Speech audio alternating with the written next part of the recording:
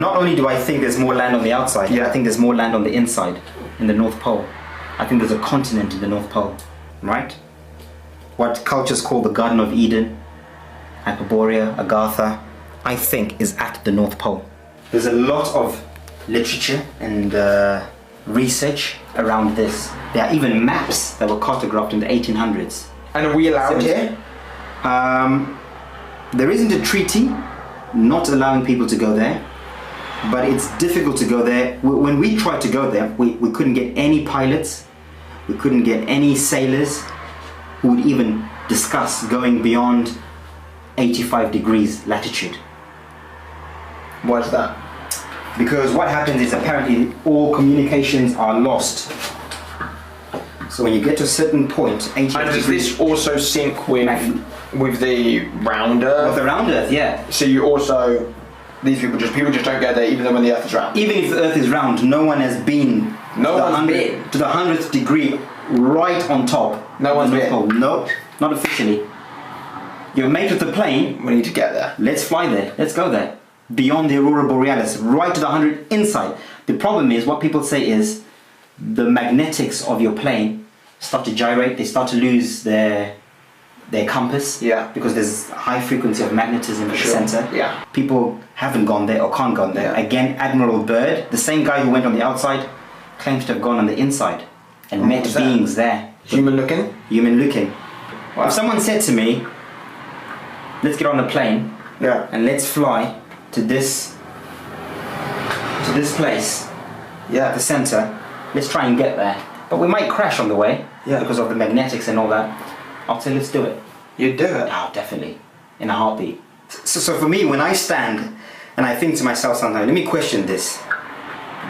Is this model, this ball spinning at 1,000 miles an hour, and then spinning at 65,000 miles an hour around the sun, then spinning at 550,000 miles an hour with the sun around the universe, and then whizzing through space at God knows how many millions of miles an hour.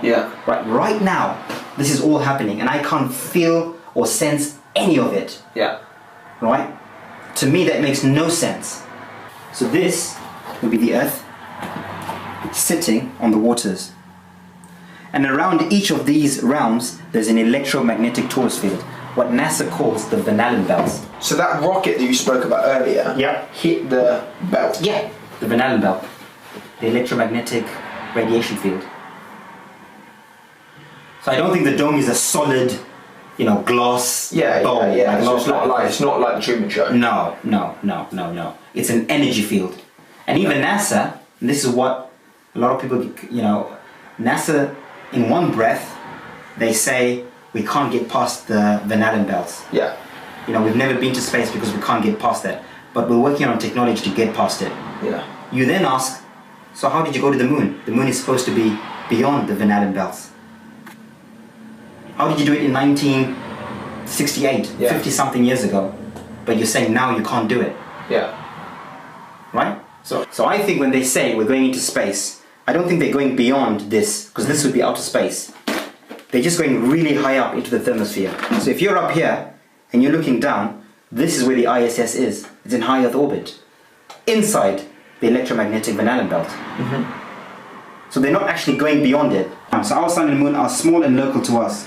So when the sun is on this side of the Earth, it's daytime here and nighttime there. And they rotate that way, like a yin and yang. So that's how time works. On the outside here, their sun and moon is Mars and Venus. So their moon is Venus and their sun is Mars, and they rotate around. Are either of them hot? So Mars would be hot like our sun.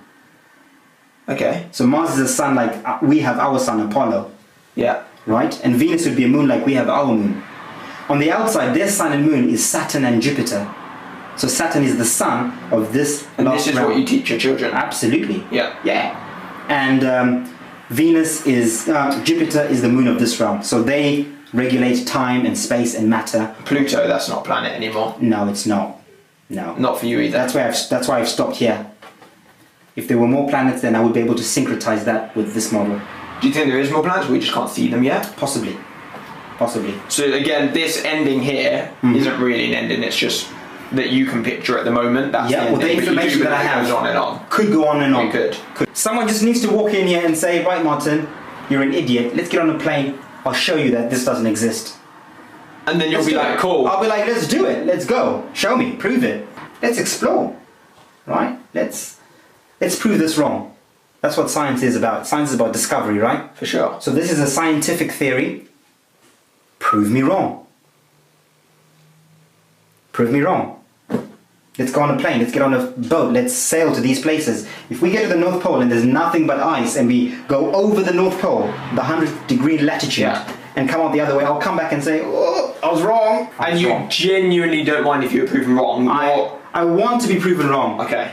The Earth is not a spinning ball wobbling and spinning at unbelievable speed in the supposed space.